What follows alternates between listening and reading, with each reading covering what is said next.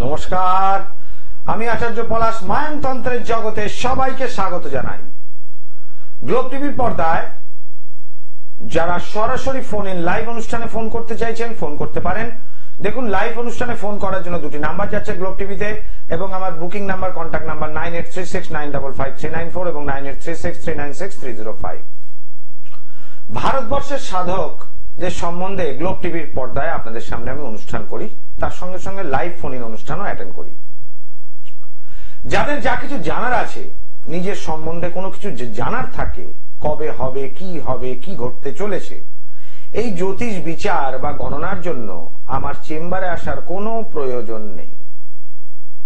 তার জন্য এই টিভি, গ্লোব টিভির পর্দায় ফোন ইন লাইভ অনুষ্ঠান অ্যাটেন্ড করুন প্রতিদিন সন্ধ্যা 5:55 এবং সকাল 11:40। প্রতিদিন সকাল 11:40 সন্ধ্যা 5:55 আমার ফোন ইন লাইভ অনুষ্ঠান থাকে। এই লাইভ ফোনে জানুন। আর যদি সত্যি সত্যি সমস্যার সমাধান করতে হয় তাহলে চেম্বারে আসুন। অবশ্যই আমি পেশায় জ্যোতিষ বলে আমাকে আমার পারিশ্রমিক অর্থাৎ ফিসটা নিতে হয়, নইলে আমার সংসারে হাড়ি চলবে না। কিন্তু তন্ত্রটা আমার কাছে সাধনা, ওই জন্য মানুষকে উপকার আগে দিই, তারপর পরে মূল্য নিই। যেটা মুখে বলি সেটাই চেম্বারে করে দেখাই। আমি কোনো জ্যোতিষতান্ত্রিকের সমালোচনা করি না, কারণ সাধক হতে গেলে কারোর সমালোচনাই আসবে না। কিন্তু মানুষের উপকারে নিজের জীবনটা উৎসর্গ করেছি, যে সাধারণ মধ্যবিত্ত গরিব মানুষদের সেবা করে সারা জীবন কাটাবো। এইভাবেই সেবা চলবে। আসছি লোকনাথ ব্রহ্মচারী, ভারতবর্ষের অন্যতম সাধক লোকনাথ ব্রহ্মচারীর 7 নম্বর পর্বে আসি। কি ঘটনা ঘটেছিল একরকম ঘটনায়, যে আপনাদেরকে বলি, এই যে রণে বনে জলে জঙ্গলে বিপদে আপদে যেখানে আমাকে স্মরণ করিবে আমি রক্ষা করিব, এই কথা বাবাজি বলেছিলেন, বাবা ব্রহ্মচারী লোকনাথ। তার কিছুটা অংশ কিভাবে কথাটা এলো আমি তুলে ধরছি। সেদিন লোকনাথ বাবা তার আশ্রম কুঠিরে ভক্ত দল পরিবেষ্টিত হয়ে বসেছিলেন। নানা রকম আলোচনা এবং আধ্যাত্মিক জ্ঞানের কথা তখন চলছিল। হঠাৎ বাবা নিজের হাতটি বাড়িয়ে পরম করুণা ভরে বলে উঠলেন, আহা, রাখো রাখো। বাবা এইভাবে হাত বাড়িয়ে উঠে বললেন, আহা, রাখো রাখো। ভক্তদল সবাই চুপচাপ বসে একে অপরের দিকে তাকিয়ে থাকলেন। বাবাকে বলার সাহস কারণ নেই। কি এমন ঘটলো যে বাবা এরকম বললেন? তাহলে আসি, ভালো করে শুনুন। কিছুদিন পর ঢাকার উকিল বিহারীলাল মুখোপাধ্যায় মহাশয় লোকনাথ বাবাকে দর্শন করতে এসেছিলেন। ইনি বাবার বিশেষ ভক্ত ও অনুগৃহীত। বাবা তাকে দেখা মাত্র প্রশ্ন করে বসলেন, কি হে বিহারী, এর ভেতর তুই কি আমার সম্বন্ধে চিন্তা করছিলিস? বিহারী বলেন, আগে কিছুদিনের জন্য বাইরে গিয়েছিলাম, বাড়ি ফিরে এসে আপনার চরণ দর্শনের ইচ্ছে খুবই হয়েছিল। লোকনাথ বাবা বলেন, সে কথা নয় রে, আমি যেটা বলছি সেটা শোন। জলপথে যখন তুই জাহাজ ডোবার মুখে ছিল, ব্যাকুল হয়ে আমাকে স্মরণ করছিলিস, সেই ডাকাডাকির কথা বলছি রে। বিহারীলাল হতভম্ব। সে তো বাবাকে এই ঘটনা বলেনি। কি ঘটনা সেই জলপথে ঘটেছিল? বিহারী বাবুর সবটা মনে পড়ে গেল এবং সে বলতে লাগলো এইভাবে, কিছুদিন আগে মেঘনার উপর দিয়ে স্টিমারে যোগে তিনি আসামে যাচ্ছিলেন মামলা মোকদ্দমার ব্যাপারে। পথে ঝড়ের প্রবল আক্রমণ হয় এবং প্রাণ ভয়ে ভীত হয় সবাই যারা স্টিমারে উপস্থিত থাকেন। বিহারী বাবু বাবা লোকনাথ ব্রহ্মচারীকে ব্যাকুল কণ্ঠে ডাকছিলেন। এই সময় আমি এক কলার বন্ধুকে দেখে তারপর আসছি। জয় মা তারা। জয় মা তারা। বলুন কে বলছেন, কোথা থেকে বলছেন? আমি হালিশহর থেকে বেদান্ত লাহিড়ী বলছি। বেদান্ত লাহিড়ী হালিশহর থেকে। বলুন কি জানবেন নিজের সম্বন্ধে? হ্যাঁ, নিজের সম্বন্ধে। বলুন জন্ম তারিখ বলুন। হ্যাঁ, 14ই অক্টোবর 1984। টাইমটা বলবেন। সকাল 7:45। জন্মস্থান কি হাওড়া জেলা? না না, কলকাতা। রবিবার জন্মবার? হ্যাঁ, রবিবার। এখানে যেটা দেখছি আপনার তুলা লগ্ন, বৃষ রাশি, রোহিণী নক্ষত্রে জন্ম। প্রশ্ন করুন আমাকে, কি প্রশ্ন করবেন, কি জানার আছে? আমার চাকরির যোগাযোগ কবে আসবে, আমি কবে আমার জব চেঞ্জটা কবে করতে পারবো? আপনি বর্তমানে চাকরি কি করছেন না? হ্যাঁ, আমি চাকরি করছি, আমি জব চেঞ্জ করতে চাইছি, কবে আসবে যোগাযোগ সেরকম। আচ্ছা, আপনি কি এখন বর্তমানে সরকারি চাকরি করছেন? না না, সরকারি না, বেসরকারি চাকরি করি। আপনি কি বেসরকারি চেঞ্জ করে আরেকটি বেসরকারিতে যেতে চান, না সরকারি চাকরির চেষ্টা করছেন, কোনটা? না, বেসরকারি চেঞ্জ করে আরেকটা বেসরকারিতে যেতে চাই। ঠিক আছে। বর্তমান আপনার দেখতে পাচ্ছি বৃহস্পতির দশা, কেতুর অন্তর্দশা। আপনার জন্মছক অনুযায়ী যদি দেখা যায় তুলা লগ্ন এবং বৃষ রাশি সাপেক্ষে বৃহস্পতি লগ্ন সাপেক্ষে তৃতীয় এবং রাশি সাপেক্ষে অষ্টম ভাবে মঙ্গল যুক্ত অবস্থায় সক্ষেত্রে অবস্থান করছে। সেক্ষেত্রে এক কথায় বলা যায় লগ্ন সাপেক্ষে এবং রাশি সাপেক্ষে বৃহস্পতি অশুভ ফলদাতা। সুতরাং বৃহস্পতির মহাদশাতে আপনার লগ্ন রাশি সাপেক্ষে খুব যে ভালো ফল পাবেন তা নয়। তবে বৃহস্পতি যেহেতু নৈসর্গিক শুভ গ্রহ, সেই জন্য মধ্যম প্রকার ফল আসবে। আপনার একটা সরকারি চাকরির যোগ আপনার হরোস্কোপ অনুযায়ী ছিল। রেলের চাকরির চেষ্টা করেছিলেন কোনোদিন? হ্যাঁ, রেলের চাকরির চেষ্টা করেছিলাম, কিন্তু হয়নি না? প্রতিকার করলে হতো। সঠিক প্রতিকারও রেলের চাকরি। আপনি রেলের জন্য অ্যাপ্লাই করেছিলেন, আপনি তো আমাকে বলেননি। আমি বললাম যে আপনার সরকারি চাকরি ছিল, রেলের চাকরি ছিল। কি করে বললাম? আপনার হরোস্কোপে সেটা রয়েছে, কিন্তু দশা পারমিট করেনি। ওই যে বললাম বৃহস্পতি নৈসর্গিক শুভ গ্রহ, কিন্তু আপনার লগ্ন রাশি সাপেক্ষে সর্বোচ্চ পাপ গ্রহ। কেন? ভালো করে জ্যোতিষটা একটু বুঝুন বেদান্ত বাবু। হয়তো সময় আপনার খারাপ লাগতে পারে, কিন্তু আপনার সঙ্গে অন্যান্য ভিউয়ার্সের এটা শোনার দরকার আছে। ধরুন আপনার বাড়ির কোন মেম্বার, সে আপনার সঙ্গে মিত্রতা তার আছে, কিন্তু অন্য লোকের সাথে শত্রুতা থাকতেই পারে, পারে না? সেই রকম বৃহস্পতি নৈসর্গিক শুভ গ্রহ হলো আপনার লগ্ন এবং রাশি সাপেক্ষে সেটা সর্বোচ্চ পাপ গ্রহ। ফলে সরাসরি বৃহস্পতির প্রতিকার করলে হবে না। তাহলে সেক্ষেত্রে একটা ছোট্ট প্রতিকারে আপনার রেলের চাকরিটা হতো, একদম কনফার্ম চাকরি ছিল। যাই হোক, এখন দেখুন বর্তমান 1 বছরের মধ্যে চাকরি পরিবর্তন না করার উপদেশ আমি দেব। 2025 সালের মধ্যে কোনো চাকরি চেঞ্জ করার দরকার নেই। খুব ভালো, যদি টাকার জন্য বলছি না, সিকিউর যদি পান যে হ্যাঁ আমার এই চাকরিটা যাবে না, বা মনটা এখানে বসবে, এই কনফার্ম হয়ে ঢুকতে পারেন, নচেত ঢুকবেন না। কেমন? 2025 অব্দি খুব খারাপ সময় যাচ্ছে। জয় মাতা। আমি দর্শক বন্ধু প্রত্যেকটা ব্যক্তিকে এইভাবেই সহযোগিতা করি। এই যে জানার জন্য কিন্তু আমার চেম্বারে আসার দরকার নেই। আমি টিভির লাইভ অনুষ্ঠান করি গ্লোব টিভিতে, আর কোনো টিভিতে পাবেন না। এই গ্লোব টিভিতে সাধকদের বাণী প্রচার করছি এবং জীবন কাহিনী তুলে ধরছি, তার সঙ্গে আপনাদের মনের ইচ্ছে কিছু জানার থাকলে আমি নিশ্চয়ই বলছি। জয় মা তারা। জয় মা তারা। জয় মা তারা। বলুন কে বলছেন, কোথা থেকে বলছেন? সল্টলেক থেকে অজয় কুমার ঘোষ। নিজের সম্বন্ধে জানবেন অজয় বাবু? হ্যাঁ, আমি আমার বিষয়ে জানবো। জন্ম তারিখ বলবেন।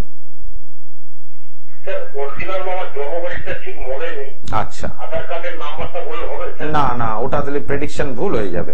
আচ্ছা, আপনি যেহেতু প্রথম কল করেছেন, সরি, আপনি প্রশ্ন করুন। আপনার প্রশ্ন কি নিয়ে? কি বললেন? অজয় কুমার, পুরো নামটা বলবেন। অজয় ঘোষ। হ্যাঁ, আপনার প্রশ্ন কি মূলত অর্থনৈতিক, না শ্বশুর বাড়ি, না শরীর স্বাস্থ্য, কোনটা? তিনটের মধ্যে একটা হবে, বলুন। তাহলে আর শ্বশুর বাড়ি মানেই তো বিয়ে, শ্বশুর বাড়ি মানেই তো বিয়ে। আপনি আপনার জন্ম তারিখ বললেন না, শুধু নামটা বললেন। আমি তিনটে প্রশ্ন বললাম, এর মধ্যে একটা হবে। কি করে বললাম? আপনি সল্টলেক, আমিও কলকাতায় রয়েছি, আপনিও কলকাতায়। আপনি কি আমার শেখানো কলার? আপনি তো আমার শেখানো কলার নন, আমি কি বলে দিয়েছি আপনাকে এই সময় ফোন করতে গ্লোবে? একদম নয়। এইবার দেখুন, আমি একটা কথা বলছি, আপনার বিয়ে নিয়ে প্রশ্ন। আপনার কিন্তু বর্তমানে বিবাহের যোগ চলছে, বিবাহের যোগ চলছে, আপনার বিবাহের যোগ চলছে। শুনতে পাচ্ছেন আমার কথা? হ্যাঁ, বিবাহের যোগ চলছে। এইবার কি সমস্যা হচ্ছে বলুন?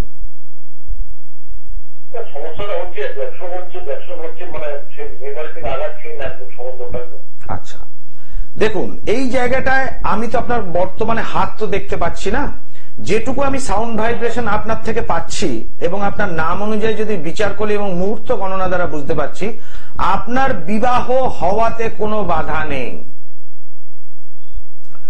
যদি সামান্য কিছু ডিস্টারবেন্স হয়, এই সম্বন্ধটা যেটা দেখছেন একটা সম্বন্ধ না একাধিক সম্বন্ধ আটকে যাচ্ছে এইভাবে?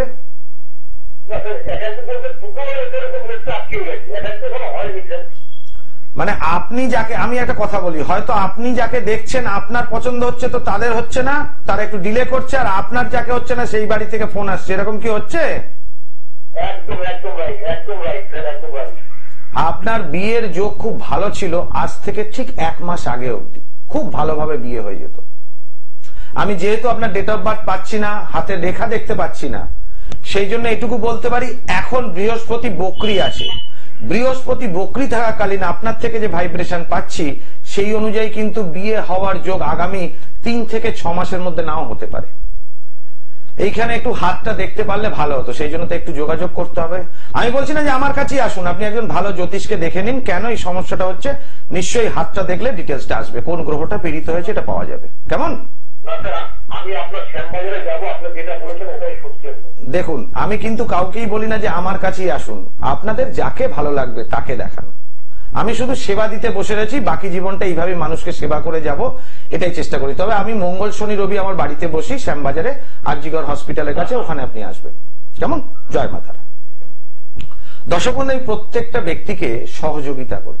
আমি টিভির অনুষ্ঠান করছি মানে একটা সময় ছিল যে কমার্শিয়াল প্রোগ্রাম করেছি, আজকে তো নয়। গ্লোব টিভির পর্দায় মানুষকে সেবা দিতে বসছি। যতদিন গ্লোব টিভির ডাইরেক্টরগণ আমাকে সুযোগ করে দেবেন, আমি নিশ্চয়ই আপনাদের সামনে এই সাধকদের জীবন কাহিনী, বাকি জীবনটা তুলে ধরব। জয় মা তারা। জয় মা তারা। বলুন, কে বলছেন, কোথা থেকে বলছেন? দাদার নাম কি মা? রাজা ঘোষ। জন্ম তারিখ বলুন।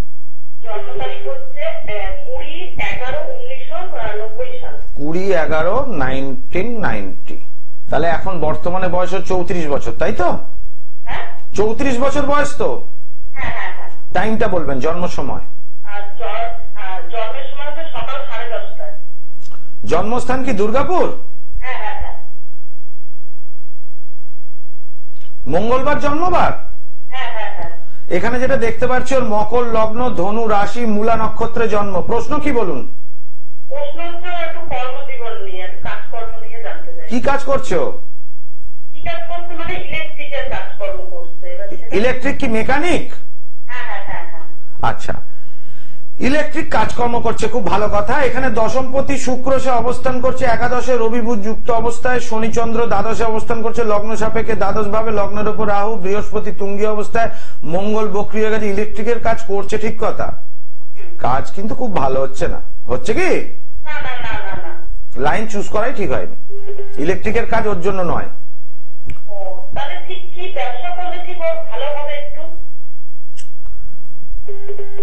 কি ব্যবসা করলে ভালো হবে? ভালো প্রশ্ন। যদি ভাই ও কি শুয়ে বসে থাকতে বেশি ভালোবাসে? হ্যালো, ও কি শুয়ে বসে থাকতে বেশি ভালোবাসে?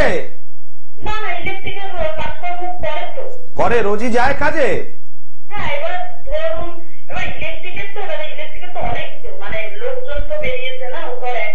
একা নয়, হচ্ছে না রোজগার। এখন ব্যাপারটা হলো কি মা, যে 34 বছর বয়স, যখন ইলেকট্রিকের কাজ করে এক্সপিরিয়েন্স, তখন অন্য লাইনে ব্যবসা করলে কি খুব ভালো হবে? তোমার ভাইয়ের যেহেতু ধনু রাশি, ভালো করে বোঝো আমার কথাটা। ধনু রাশি হওয়ায় মূলা নক্ষত্র মানে কেতুর নক্ষত্র হওয়াতে ইলেকট্রিক্যাল কাজ কোনো কিছুই ভালো হবে না। যদি কোনো ফুড আইটেম, ধরো খাবারের দোকান, ফাস্ট ফুড হোক, এগ রোল, চাউমিন হোক, লস্যির দোকান হোক, হ্যাঁ, এইসব জাতীয় কাজকর্ম যদি করে তাহলে ভালো হবে। কিন্তু যেহেতু ধনু রাশির জাতক, ওর জীবনের অ্যাম্বিশন কি এটা আগে জানো ভাইয়ের কাছ থেকে। জানার পর আমাকে নেক্সট কোনোদিন গ্লোবের প্রোগ্রামে ফোন করো, ঠিক আছে? তাহলে আমি বলে দেবো কোন লাইনটা চুজ করলে ওইটা ভালো হবে কিনা। কেমন? আমি বললেই তো লাইন চুজ করলে প্রফিট করতে পারবে না, লাইন তো না জানাও থাকতে পারে, তাই না? জয় মা তারা। ভাইকে আগে জিজ্ঞেস করে নাও। দর্শক বন্ধু, আমি এইভাবেই প্রত্যেককে গাইড করি এবং প্রতিটা মানুষ যাদের বলি শুধু চেম্বারে আসুন, জানার জন্য আসার দরকার নেই। সমস্যা থাকবে আসুন, আমি সমস্যার সমাধান করব, অবশ্যই করব এবং তারপর মূল্য নেব।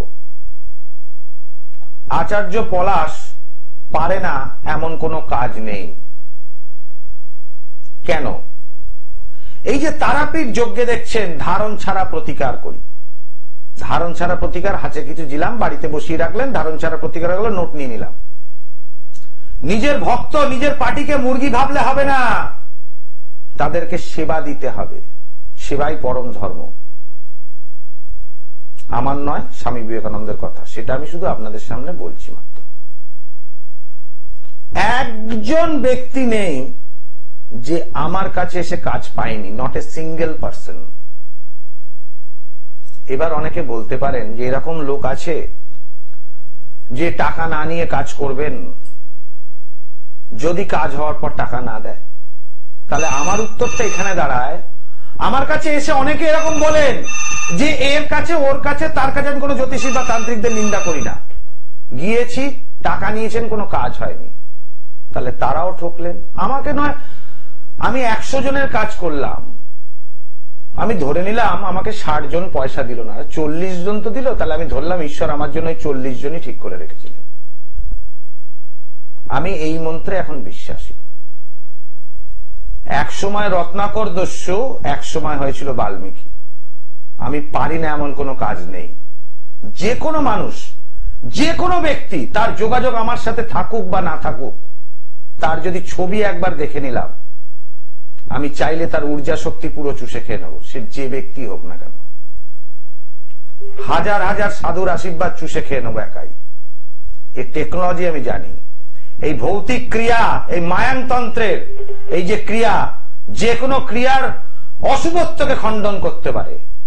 কেউ যদি আপনাকে কালা জাদু দ্বারা ক্ষতি করে, কেউ যদি আপনাকে সুলেমানি মুসলিম তন্ত্র দ্বারা ক্ষতি করে, কেউ যদি পিশাচ তন্ত্র দ্বারা ক্ষতি করে, কেউ যদি আদিবাসী তন্ত্র দ্বারা ক্ষতি করে, 100% মায়াং তন্ত্র হচ্ছে সর্বশ্রেষ্ঠ তন্ত্র।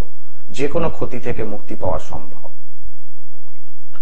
এই শক্তিগুলো তাদের থেকে চুষে নিয়ে আমার ভক্তগণের উদ্দেশ্যে বিলিয়ে দিই।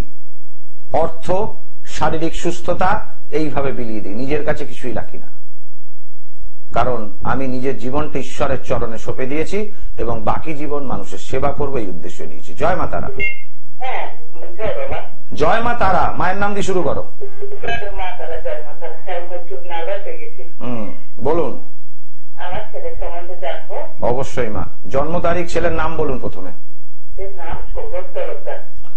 সৌরভ তরফদার। আচ্ছা, জন্ম তারিখ মা? 9/12/1996। টাইমটা বলুন। ওই বিকাল 4:10। ওই না কিন্তু, কনফার্ম বিকেল 4:10 তো? জন্মস্থান? জন্মস্থান হচ্ছে কল্যাণ। কল্যাণ।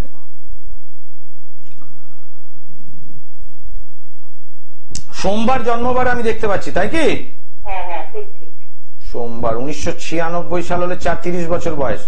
এখানে যেটা দেখছি বৃষ লগ্ন, বৃশ্চিক রাশি, অনুরাধা নক্ষত্রে জন্ম।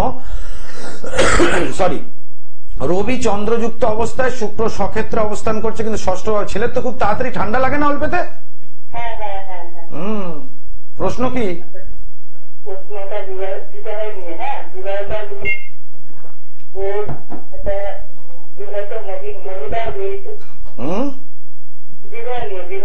হ্যাঁ, বিবাহিত মহিলাকে বিবাহ করেছে না তার সঙ্গে থাকে? বিবাহিত মহিলা, খুলে বলো। এই মহিলা ছিল আমার সংসারে ঢুকে পড়েছে। আচ্ছা, মানে তোমার ছেলে একটা বিবাহিত মহিলার সাথে প্রেম করেছিল, সে জোরজবরদস্তি তোমাদের সংসারে ঢুকে পড়েছে, এটাই তোমার প্রশ্ন?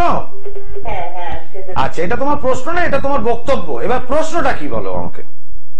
আমি কি করবো এখন, তার বাচ্চা আচ্ছা আমি কি করবো এখন, সে পেট খামারি করে ঢুকে পড়েছে। সরি।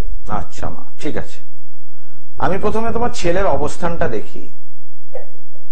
এই ঘটনা কি 2024 মানে এই বছর হয়েছে না 23-এ হয়েছে?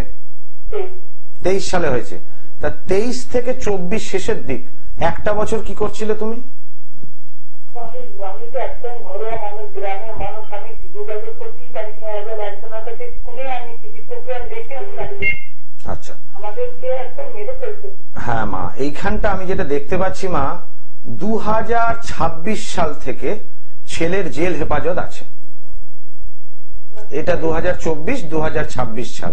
সেই জন্য আমার সাজেশন, হয় কোনো ভালো তান্ত্রিকের কাছে যাও যে ওকে কাটানোর জন্য ওইটাকে, মানে মেয়েটা ওকে ভুলেই যাবে একদম, অথবা, কারণ আমি দুর্গাপুরে বসি না সেই জন্য বলে দিলাম, অথবা তুমি ওই মেয়েটাকে নিজের করে নিয়ে নাও, তাহলে ছেলের এই জেলটা আটকাতে পারবে, নইলে বিশাল ক্রিমিনাল অফেন্সে চলে আসবে। আমি যেটা বলছি, ওই মহিলাকে পড়ানো যাবে? আমার ফ্যামিলি থেকে ওকে মানে ছেলের কাছ থেকে পড়ানো যাবে? তন্ত্রবিদ্যায় না বলে আমার কাছে কিছু নেই, সব তান্ত্রিকের কথা তো বলতে পারবো না। আমি আপনার কাছে লাইন দিয়েছি, আপনি যা বলবেন তাই করবো। অবশ্যই, এটা সিদ্ধান্তটা তোমার। আমি এখনো বলছি কিন্তু মা, যদি দেখো মেয়েটার সন্তান থাকুক না, হতেই পারে, যদি দেখো মেয়েটা ভালো, প্রত্যেকটা মানুষের জীবনে বাঁচার অধিকার আছে, যদি দেখো মেয়েটা ভালো সত্যিকারের, তাহলে তাকে গ্রহণ করো, নচেত সিদ্ধান্ত তোমার। আমি কিন্তু টিভি অনুষ্ঠানে এইভাবে বলতে পারি না যে কাটানোর কথা, তাই না? এইটা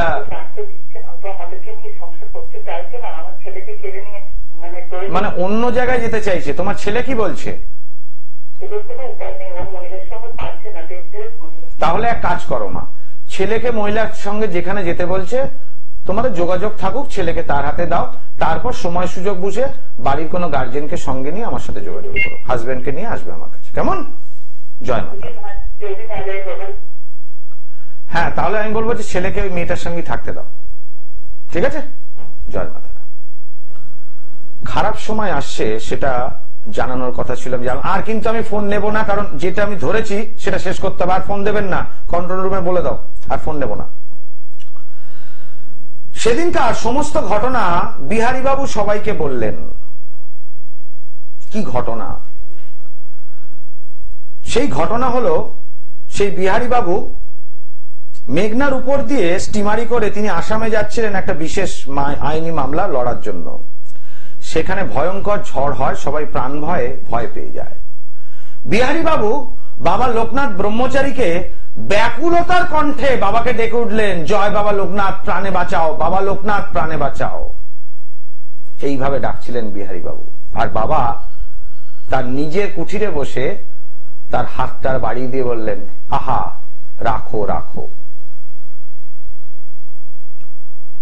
এ সময় কয়েকজন আর্তনাদ করছিল এরকম যাত্রীরা দেখতে পান এক অলৌকিক ঘটনা। কোথা থেকে দুটি হাত এসে সেই স্টিমারটিকে ঘূর্ণিঝড়ের যেখানে উৎপন্ন হয়েছিল সেখান থেকে তুলে অন্য স্থানে বসিয়ে দিল, যেখানে পরিবেশ শান্ত।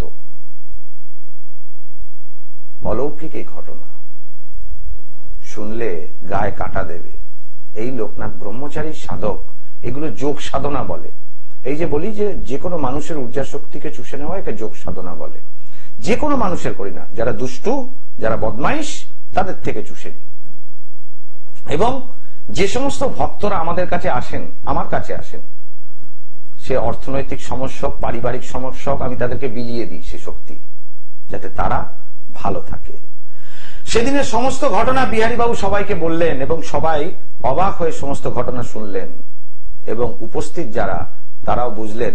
এমনিতেই সবাই জানে বাবার যোগ বিভূতি কিরকম। এই যে বলি, আচার্য পলাশের মেটাল ট্যাবলেট ধারণ করার সঙ্গে সঙ্গেই কাজ দেবে, যেটা ধারণযুক্ত প্রতিকার 100%। সব তন্ত্র বারবার, মায়াং তন্ত্র একবার। তন্ত্রের তো একটা নিজস্ব গুণাগুণ আছে, তার সঙ্গে আমার জ্যোতিষ প্রেডিকশন, ড্যামেজটা কোন জায়গায় হয়েছে ধরতে পারি। আর বাকসিদ্ধতা, মিথ্যে কথা না বললে তবেই হবে বাকসিদ্ধ, সদা সত্যি কথা বলতে হবে, তবেই বাকসিদ্ধ হতে পারবে। আর এই হাত যশ, যে হাত দিয়ে আমি কাজ করব মানুষের জন্য, সেই হাত যশের ফলে মানুষ উপকার পায়। আজকের মতো এখানেই বিদায় নিচ্ছি। আসবো আগামী দিন গ্লোব টিভির পর্দায় লোকনাথ ব্রহ্মচারী 8 নম্বর পর্ব নিয়ে। ओम सर्वमंगल मंगल्ये शिवे सर्वार्थ साधिके शरण्य त्र्यंबके गौरी नारायणी नमस्तुते।